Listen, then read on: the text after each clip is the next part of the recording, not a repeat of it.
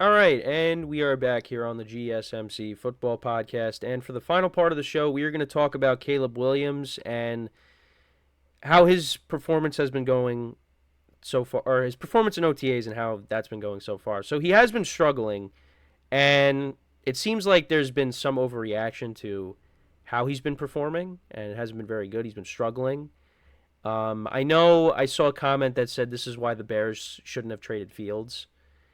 And yeah, it's just that's just gonna come with things like this, and I feel like it goes both ways. Like if you see if a guy's doing really well in OTAs or his pro day, whatever, you're gonna have people on both sides of the aisle like, wow, he's gonna be amazing, or yeah, we got to see how he actually plays.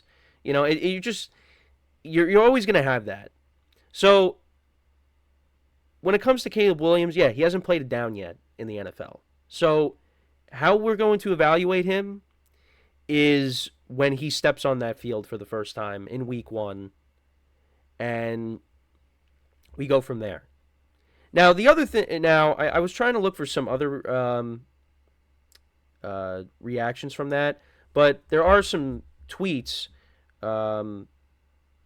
One person said Caleb Williams struggling is a good thing. This is a very good defense, and I'd rather my quarterback struggles and learns. I don't know why he said that. And I'd rather my quarterback struggles and learns. I don't know why he worded it like that. A little adversity is good. This is going to be good for his development. Yeah. That's one thing that you could look at and say you could turn that negative into a positive. Is when you're struggling, yeah, you're dealing with adversity. And that can make you better in the long term. And I think the other thing too is he doesn't have his full array of weapons either. I know from what I was reading, I think Keenan Allen was absent, so he's not at OTAs. So you don't have him, and he's going to play a big role in the offense. But yeah, the Bears' defense was better last year too. So you also got to give the defense credit, at least some credit. But yeah, it's also a new offense that they're learning as well, and we just started. Again, if this leaks into the regular season and we get, halfway through the season and Caleb Williams is just not showing us anything, then yeah, that could be a problem. But look at the kind of season that, now that I just think about it, a quarterback in his own division. Look at Jordan Love and the kind of season he had, his first full year starting. It was up, it was down, it was back up, it was down, it was up. And they made the playoffs at 9-8. Who's to say that can't happen with Caleb Williams? Could be a roller coaster. It could be you're down, then you're up again. Or, hopefully, this doesn't happen for Bears fans' sake. He gets off to this great start and then just collapses at the end of the year. Because if that happens, that's a problem. You don't want to see regression. You want to see improvement. So, it might not be easy to start. But like I said, I just brought up a quarterback in his own division. It was a roller coaster of a season. But they were able to make the playoffs. And I think the Bears can make the playoffs. I think they should as a wild card team.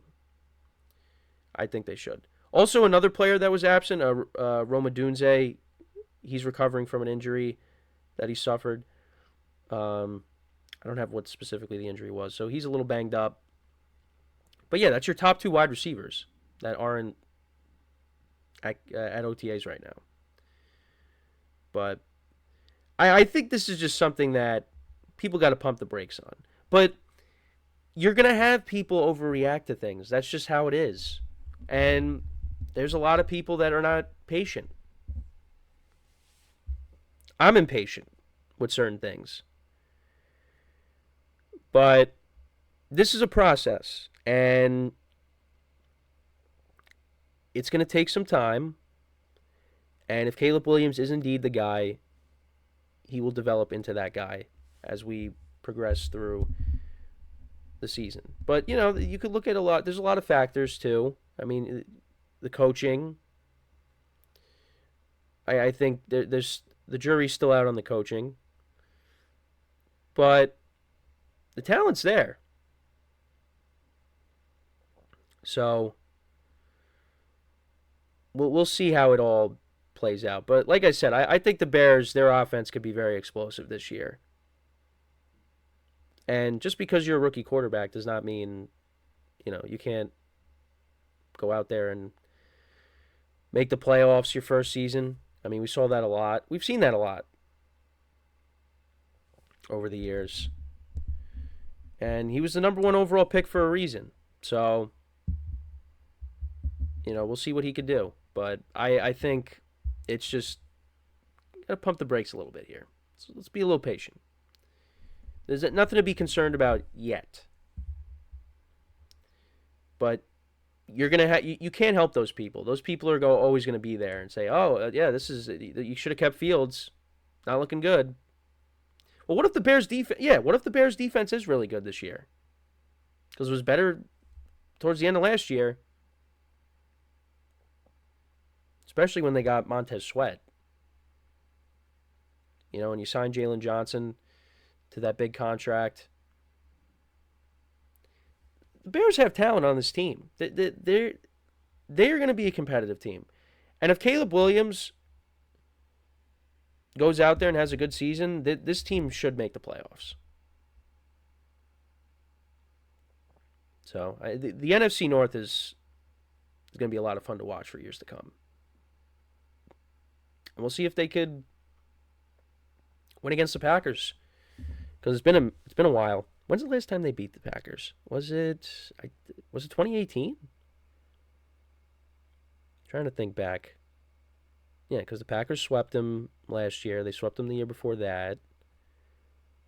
Well, Rodgers back-to-back MVPs. Yeah, he swept them.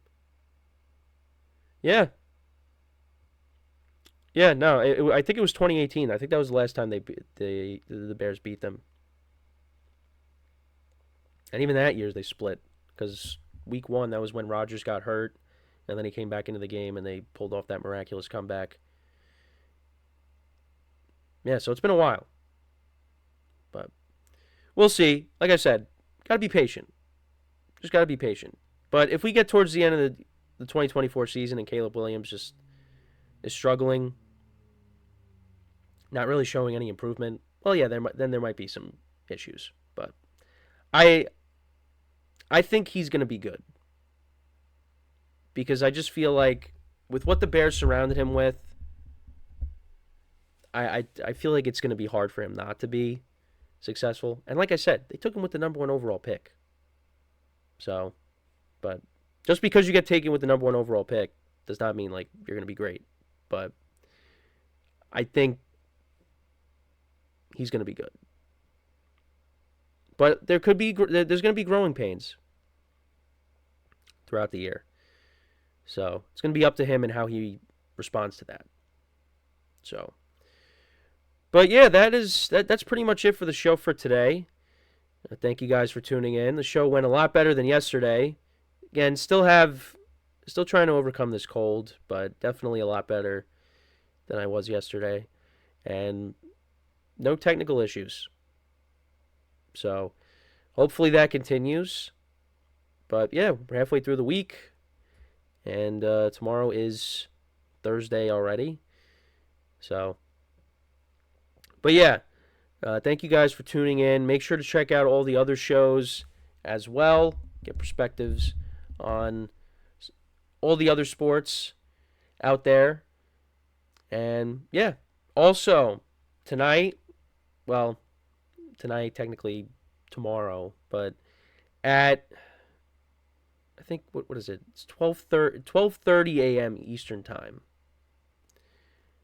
I will be once again appearing on the GSMC Soccer Podcast with Emran, the host, and Manny, who is the host of the Chip Shot Football Podcast, who's also a big soccer fan.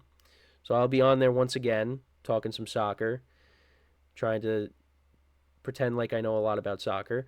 But I thought I did okay when I was on there last week. I did what I could do. I did the best I could.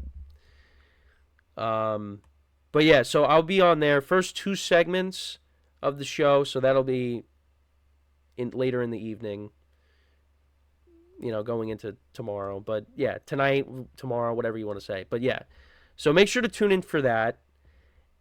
And yeah, so with that, that is all the time that we have for today. Once again, thank you guys for tuning in.